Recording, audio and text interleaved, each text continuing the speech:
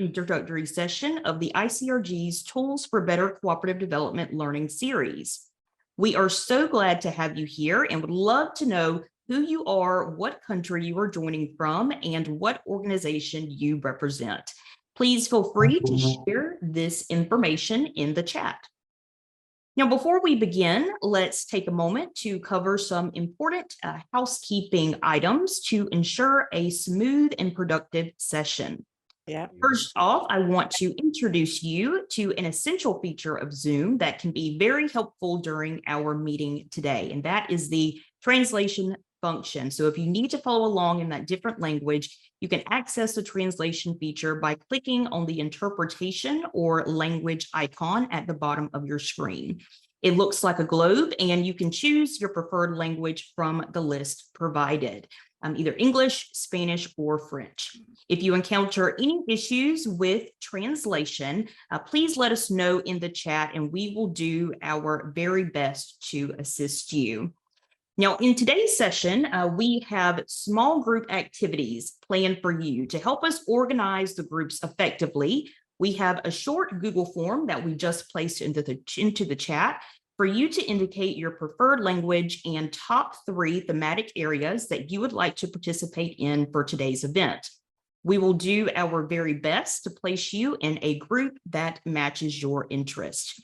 Please fill out the form with your preferences now, and we'll use this information to ensure you have a fulfilling experience during the small group discussions.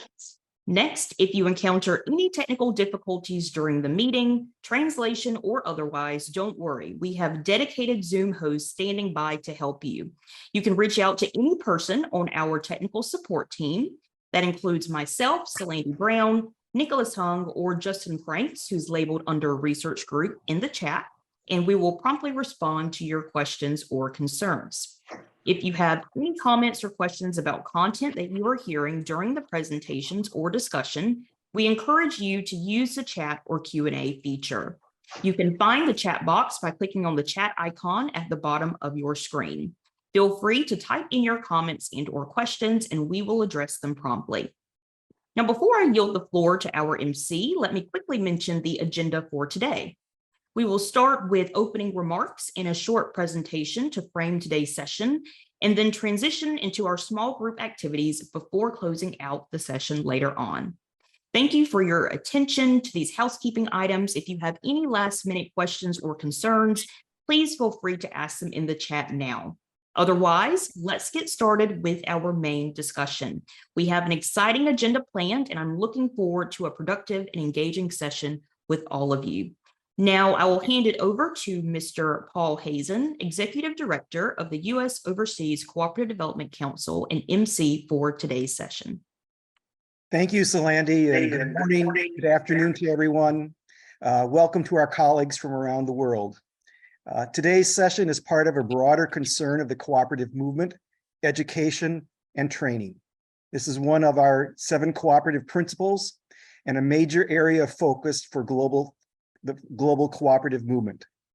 This past month of June, I had the opportunity and pleasure to participate on an expert panel at the United Nations that focused on how cooperatives are addressing the Sustainable Development Goals. I led a session on capacity development and training for cooperatives, success and challenges.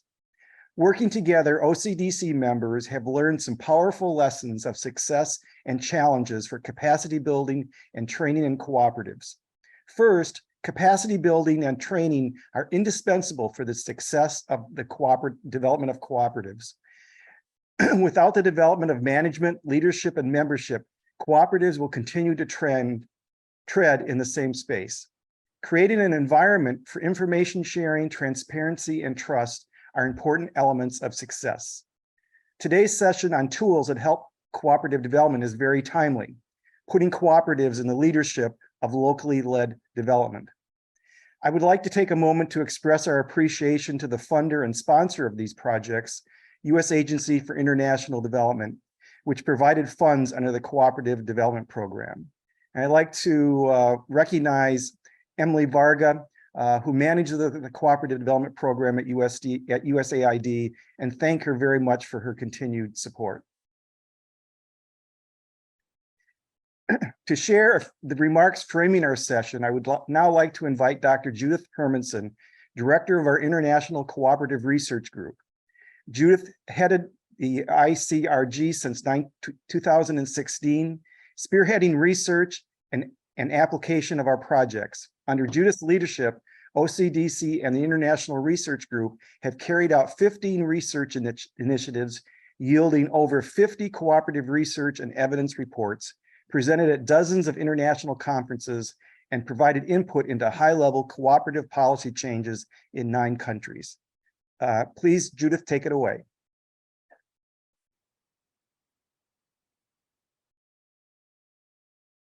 Thank you very much, Paul, for that kind introduction, and a warm welcome to all of you. I'm so glad you're here, and thank you for being with us today, helping us to launch a new learning series on cooperative tool development.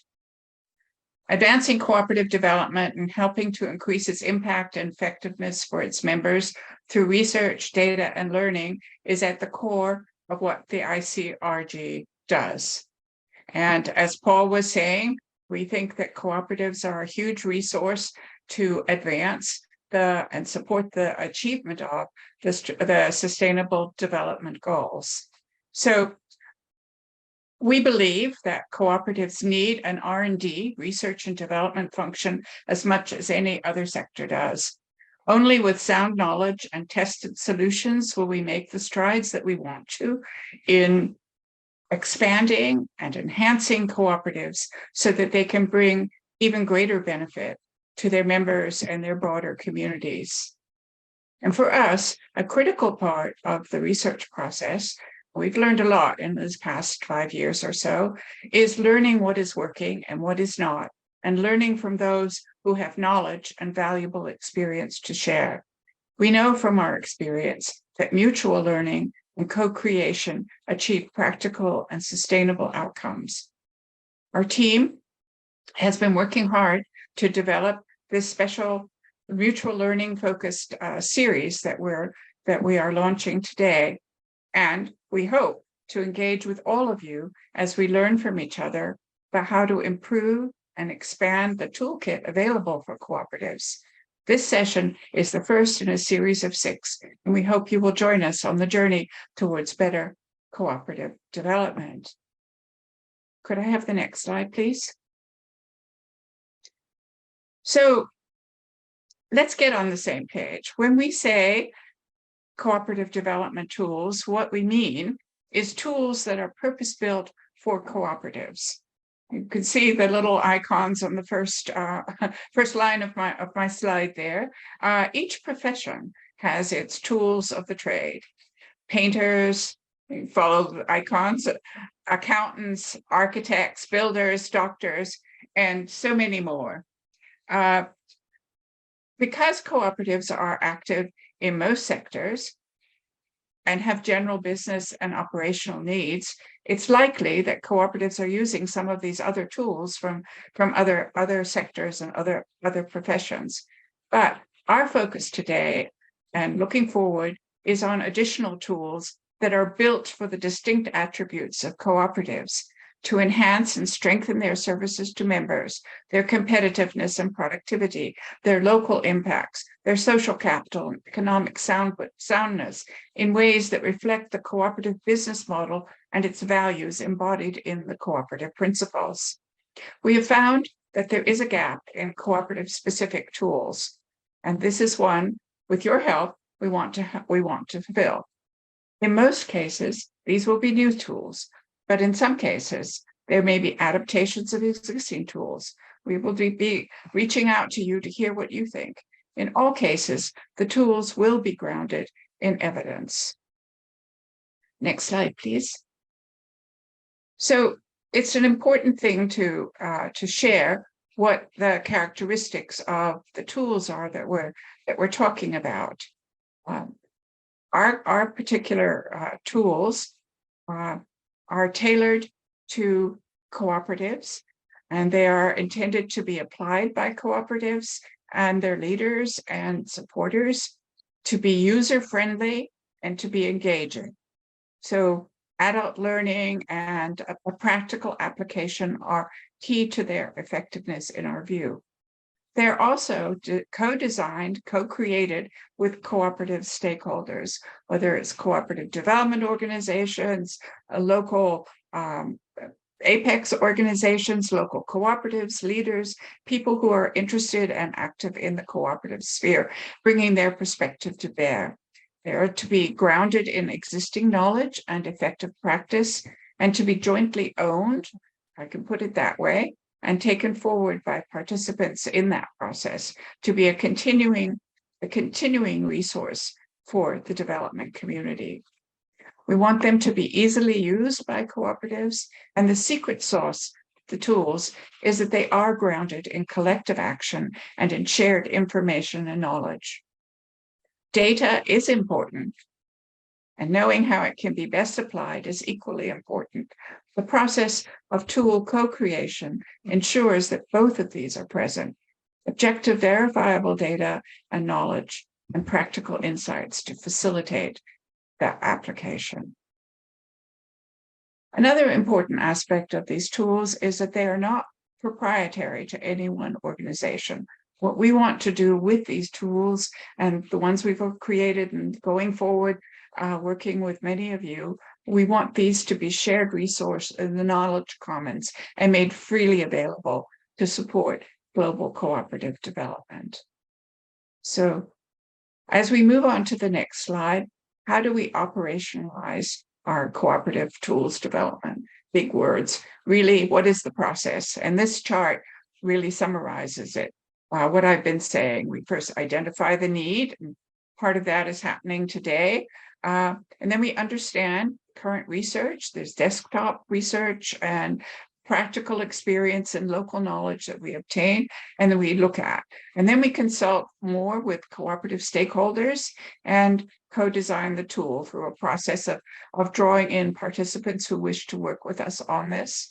And a very important part of this process is the testing with the local cooperatives. So we have a tool, we have a tool that we have developed with all of this input and everything, but we don't know if it's going to work or how people are going to feel about it. And that's really, really important to know in quote unquote real world situations, working with local cooperatives, the leaders, are they able to administer it, et cetera? And what is their feedback? How does it work for them? And so we go through a period of testing with local cooperatives, and then we incorporate that feedback, and then finally finalize the tool and launch it through with and through local partners and elsewhere.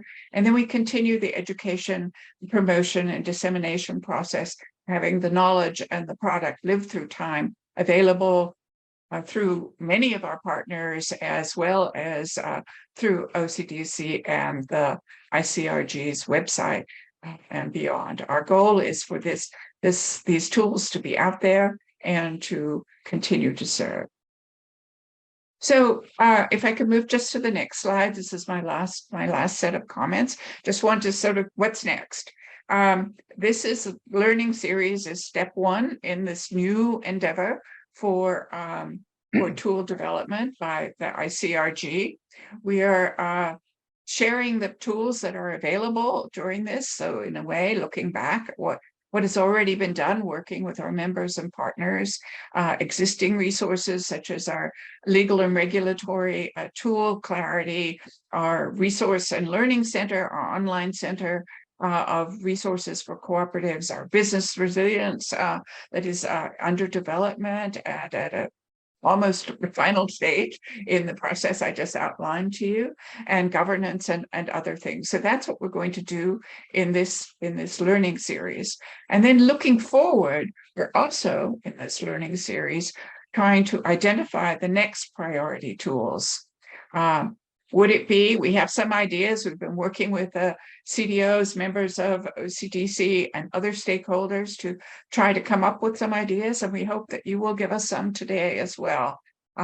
Cooperative capacity assessment, cooperative inclusion, strategies, techniques, and measurement, cooperative performance measurement.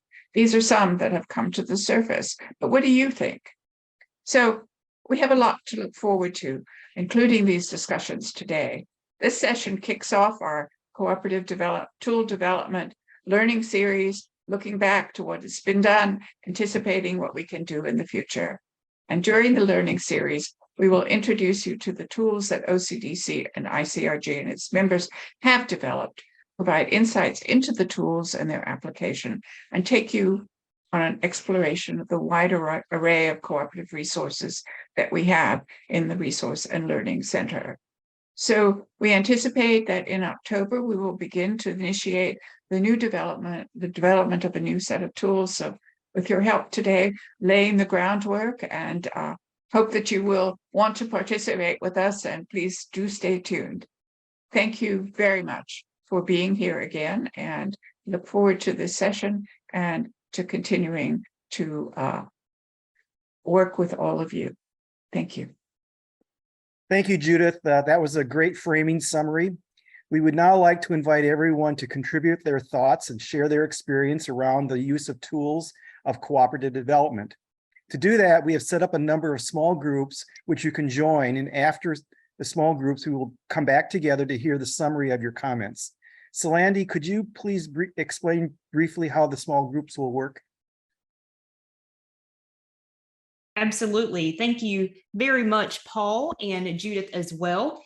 We were really excited to be able to organize this particular session because it is very much something that came from your input in the registration form. So we asked a few questions of you all earlier, and that was what tools are currently missing, what tools are already out there, and here are a few of your responses on the screen. On the first slide here, we have what tools you think are still missing, and we really saw a wide range of responses here. And in the next slide as well, it dives into what tools are you currently using. And so we really also found from these responses in the registration form that there's still a lot of work to be done and a lot of great discussion that we should have about what some of these tools are and how we can contribute these tools to the future of cooperative development as well. So as Paul has mentioned, we have organized you into small groups based on the thematic preferences that you submitted at the beginning of the meeting. And so in just a few moments, you will be joining one of the following groups here. You can move on to the next slide. Yes. So we have 6 different groups here. Group 1 will focus on member engagement. Group 2, monitoring and evaluation. Group 3, cooperative performance. Group 4, gender and youth inclusion. Group 5, enabling environment. And Group 6, resilience. So in your respective thematic areas, we would like you to discuss 2 key questions. So the first is what tools currently exist and how could they be improved? We really want you to be able to share any experiences or success stories you have. And we also want to dive a little bit deeper into this question of what tools are still missing and would be great to have. So as you saw earlier, you have already provided some of this input to some degree, but we really want to take the time now for a bit of deeper reflection. So think about, potential innovations that could further support your specific thematic area. Before we divide you into your groups, we highly encourage you to please take a screenshot or photo of the screen with questions that you can reference back during your discussion. And when you're in your group, we also encourage you to please select a volunteer who will take notes to ensure all ideas are recorded, and a volunteer who will share and report back on your group's key takeaways and ideas. As you see noted on the screen, Group 1 will stay here in the main room, so you won't necessarily get a notification to leave. And attendees who are placed in Groups 2 through 6 will receive a notification to join their group in another room. If you encounter any technical issues or have questions during the breakout sessions, please ask for help. So you will have until 10:55 a.m. Eastern for your conversations. So we encourage you to make the most of it. So now it is time to open the breakout rooms. And remember, if you are in Group 1, you'll stay here in the main session. And if you are in Groups 2 to 6, please accept the invitation to leave the main room and join your designated group. enjoy your wonderful discussions. Thank you. Solandy, do we have everyone back now? I believe so, yes. Okay, well, we're going to go back into general session now to hear from the groups. We had about 40 participants, and so we had 4 groups. Is that right, Solandy? Yes, I believe so. Rebecca, could you confirm?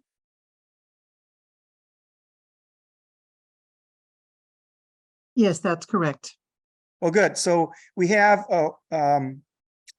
about 3 to 5 minutes to hear from each of the groups. So I'm just going to call on you in order. So let's go to group number 1, whoever is the spokesperson. Could you give the subject, Paul, of the group? We may not remember the number. Sure, I'm sure. Member engagement, services to members, and planning. And I just want to say a couple of things before we hear from group 1. The folks who took notes, please send those notes to Solandy. We will be capturing all what has been said, all the great ideas I'm sure that were generated in each of the sessions. Just want to make sure you realize we're listening to what you're saying, and it would be a great help to us to have those notes. If you have additional questions, please put them in the chat. And if we're not able to get to those questions today, we will certainly follow up. And all this information will be compiled and shared back out to the participants. Let's go to group number 1 now. Okay, hi everybody. So I'm Paola from Equal Exchange, and with Annie, we are going to talk about some of our discussion gaps. First, we discuss or we divide the member engagement like in 2 groups. It means, for example, it depends a lot in the nature of the organization. If it's a food cooperative or it's an agriculture cooperative, it depends a lot to measure or to know or to be sure what it's our public to say who it's engaged. So from this beginning, we try to discuss about what is an active member to measure the engagement. So an active member, it depends a lot in the nature of cooperative, and we have different inputs about what is an active member. And some of our colleagues mentioned, for example, they measure the member engagement related with events, with social media, with the participation in different spaces. Also, we discussed that it's more than to measure numbers, because engage is more than that. So how we measure that? So another strategy that was mentioned in the group is that a good way to measure engagement is how youth and women are now participating in these spaces or in COPs. Another thing that I took some notes is that sometimes we think about member engagement always related to markets, but we know, or we make a reflection space that it's more than related to markets. It's related to another activities or the type of services given by cooperatives.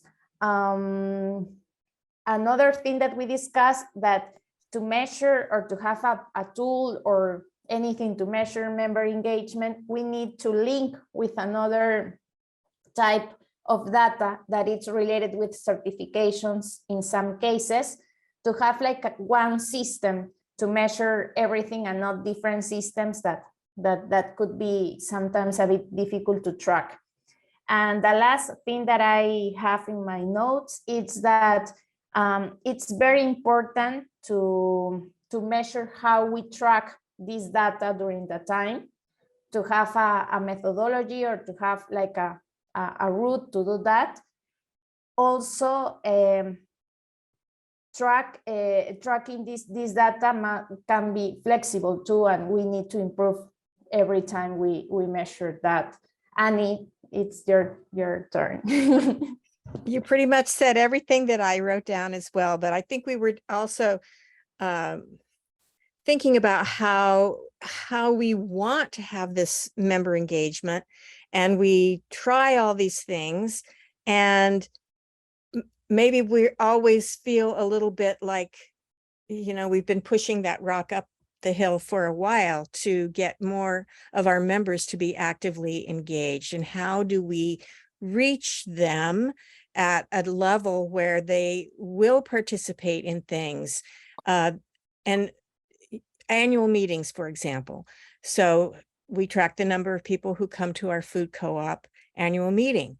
And we've discovered that if we give food and have a big picnic, that more people come than if we just have it in our classroom, which has a limited number of seats. And, so it's kind of like member engagement is kind of like you have some tried and true things, but you don't want to always just repeat them. So we're always on a quest to find out new, novel ways that we can engage our members that are just slightly different and maybe more effective than what we've been doing what we always do. So trying to get out of that, well, we've always done it this way. And when we do it this way, then we have this many people come. We need to kind of break out of that. So I think we're looking to all of you to help then come up, because, I'm just a food co-op person, and we've done it this way. Now we're cross-sectorial here. We can maybe come up with some novel ideas from other sectors that we can apply to our current thing. How's that? Thanks very much, Annie and Paula. So let's go to group number 2, monitoring and evaluation. Hi, this is Jane Cooper here. So I am going to present the ideas that came up in our group. So first question, we were looking at what tools exist. So we discussed 3 tools that are out there. There's the Development Ladder Assessment, which is a tool that's been produced by the Canadian Cooperative Association about more than a decade ago. There's a tool called Scoping Site, which is used by CLUSA. And there's some sort of tool called the Board Management Information System that's also out there. I'm sure there are many other tools, but these were the ones we were familiar with. Okay, how to improve them? So one of the things that we felt was you need different tools to monitor co-ops at different levels. So you need the tools that exist now tend to be tools that you need to work with an expert to use. So there's definitely a need for the kind of self-assessment tools that cooperatives members can use to assess their own cooperative at the grassroots level. That can drive improvement. We also probably need better tools for assessing how apex organizations work. So that's another gap. And how to improve, I'm just waiting a minute. Also, we talked about how tools need to be sensitive to cultural and context differences. So tools that have been developed, like our Canadian tool, for instance, probably are ready for a rethink as to whether they are culturally appropriate for other countries and other co-op contexts. And we need tools that feed back data to the members.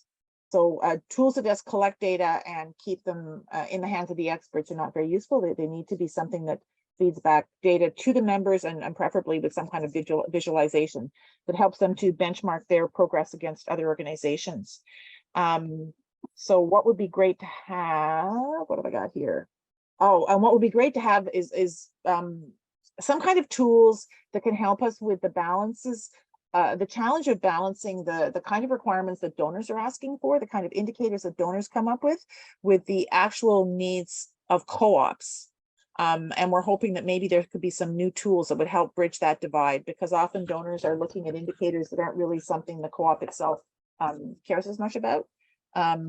So that's a problem if you're spending a lot of time monitoring things that are not what the co-op wants to know for their own development. So I think those are the main ideas that we came up with. Great, thanks, Jane, and welcome to all our colleagues from Canada. We're glad you're here. So group number 3, cooperative performance. Thanks, Paul. My name is Emily Varga. I'm a cooperative business specialist with USAID. Hi, everyone. We had some great representation from Canada and Austin in our group. In terms of cooperative performance, we acknowledge that there's not necessarily one tool to measure cooperative performance or to assess cooperative performance across all types, all sizes, all levels. What we did identify is that there are several tools and indicators for various aspects of cooperative performance. We noted operations, strategic planning and visioning, financial management, member engagement, market performance, network strength. While these are all important, we noted that it's really useful to have something that can measure the maturity of cooperatives that we're working with and to design and tailor assistance accordingly. That doesn't necessarily exist. I know that there are tools that talk through different phases of maturity, like the governance tool, for example. There was a mention of more resources and tools around the concept of member equity, which in the international development space, this is a very important topic, obviously, but it's defined differently. So this is a very broad topic of cooperative performance, but and a lot of things exist, but there's certainly need for, I think, tailored tools depending on the sector we're working in, the country we're working in, the level of cooperative or the maturity level of the cooperative. There's also finally a comment about the importance of tracking performance against peers and how and what role we have as implementers or as donors of aggregating that information and making it easily accessible to folks when they're making decisions on what elements of their capacity or their performance need to be improved. Often peer-to-peer data comparison can be helpful. Thank you. Thanks, Emily. So now the fourth group is gender and youth inclusion.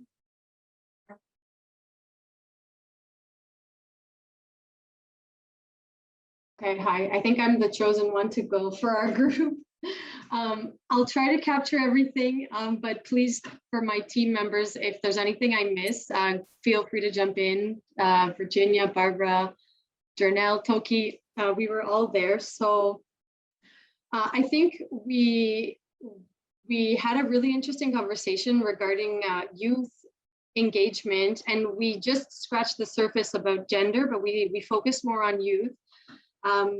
We started actually speaking with Jernelle, who's a member of a credit and savings youth cooperative in the Philippines, and he told us about their experience and how they have quite a lot of youth engaged, and part of that is because of the different activities that they provide aside from just educating youth on savings and what cooperatives are. I think there's a strong sense of belonging, maybe because they are locally based, and so they really do succeed in involving different youth in their community. They do have challenges with because the youth in where they live, they're not actively in the job market yet. They aren't really accessing credit per se. They're mainly focusing on savings. So there's kind of a projection there of how youth can be further involved as they advance. And we from there moved on to talking about how different organizations in the US, when we heard from Virginia and from Sarah, I believe she's already out of the meeting. She's from I guess it's like a coalition of cooperatives or a network of cooperatives, and they focus on North Carolina. North Carolina. Okay, thanks. So they focus on education, and they run a summer camp for youth, and they've produced quite a bit of tools. One is a curriculum that they built for elementary students, and I think middle and high school students as well.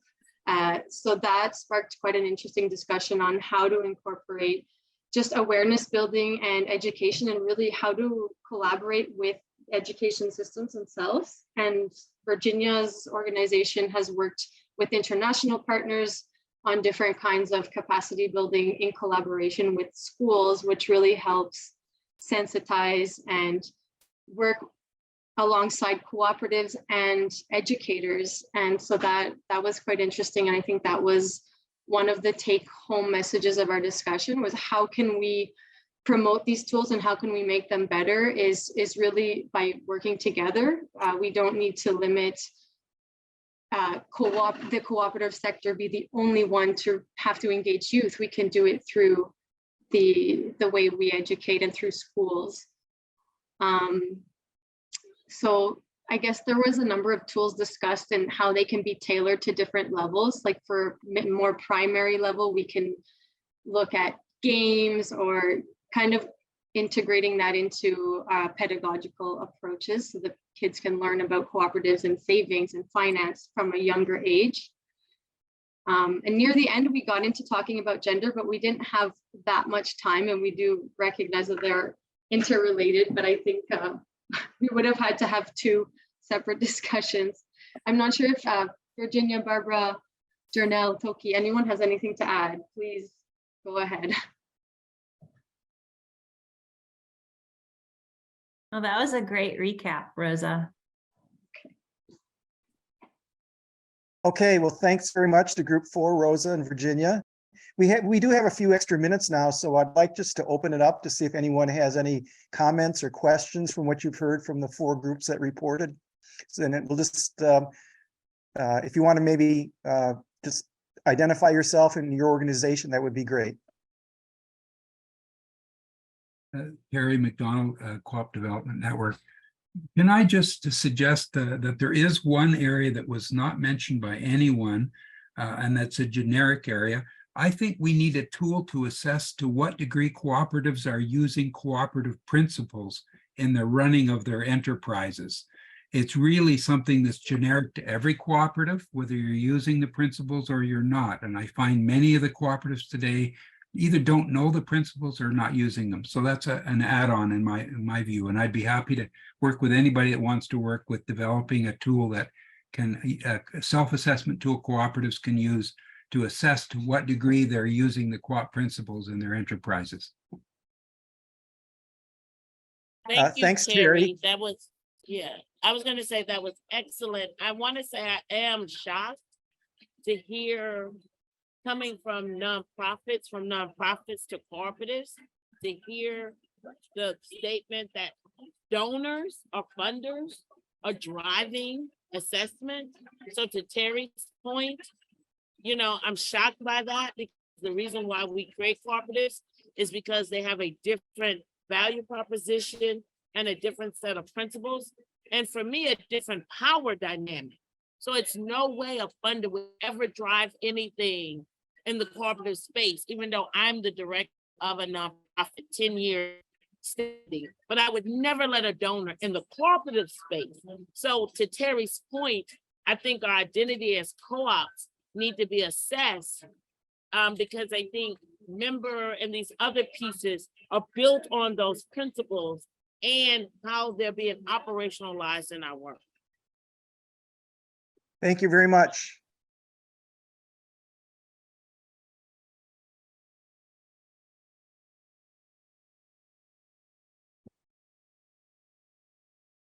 Okay, any other comments or questions?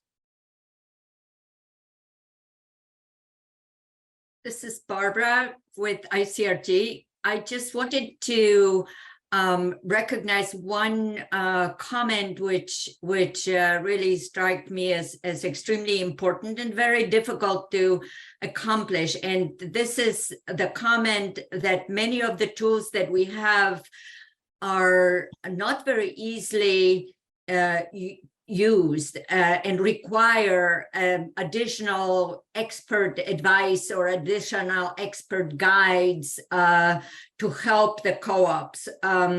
It's a difficult matter because, as so many colleagues have commented on, there are different types of cooperatives, different levels of organization, and different levels amongst the members. But I think the more we can help those different types of tools be self-applied, if you will, the better and the stronger we make our cooperative members and cooperative leaders. Thank you. Thanks, Barbara.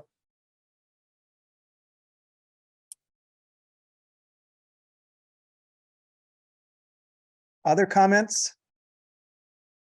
I just want to add one more thing. So I'm a trained sociologist, and my professor always talked about the problems with the professionalization of organizations. And in graduate school, I didn't understand what he was meaning. And now, I mean, my name is Asada, and I'm from Texas. And I'm a Black cooperative developer, and I work specifically and intentionally with Black communities. And right. And so I feel like I'm always between two worlds, because the co-op development space has been so professionalized that it's no longer a tool for the masses.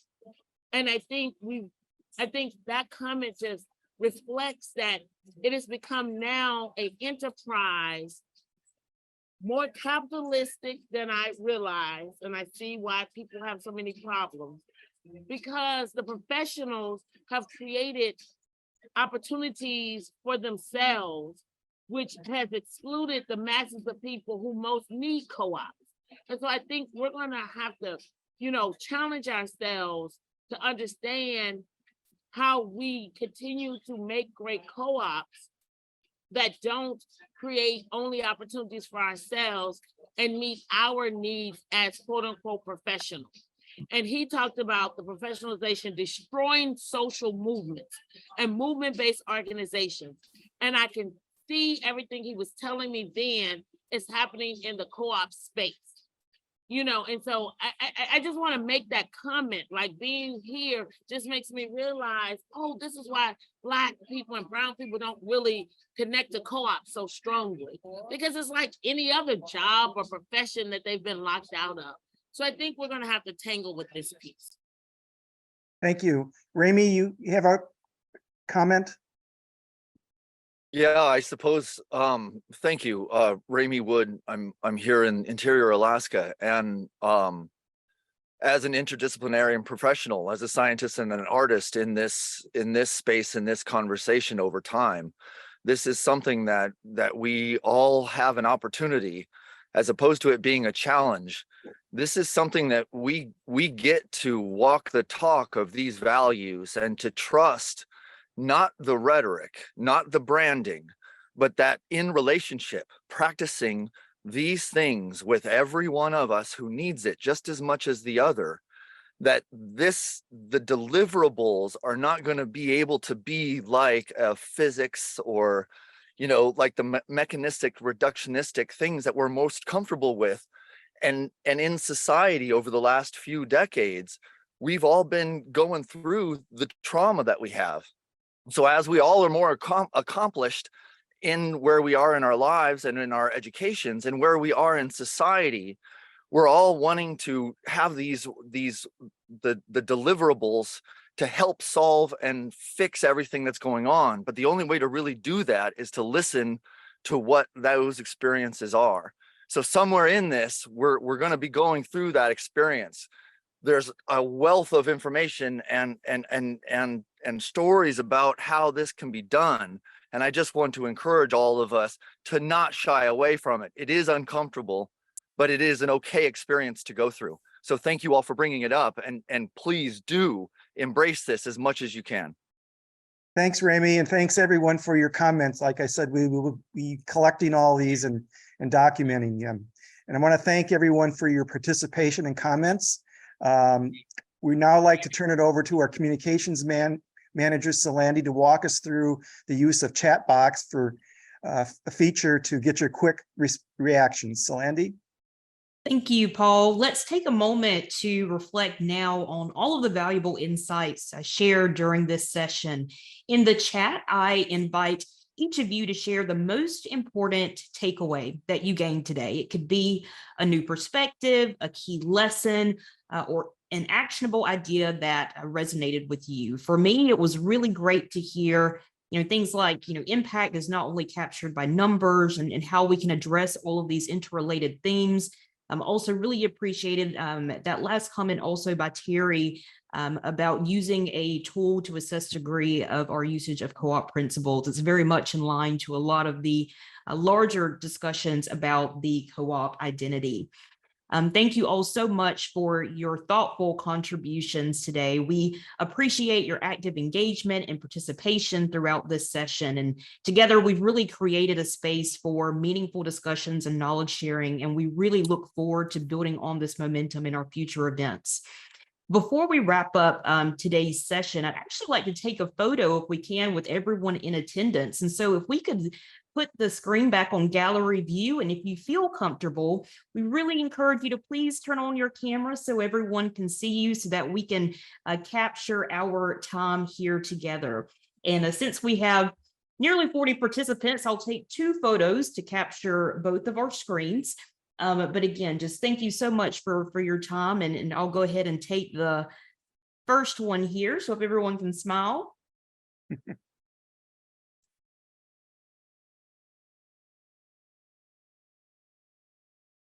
Okay, and then let me save this, and I'll take the second screen. So keep smiling, because you never know what screen you're on.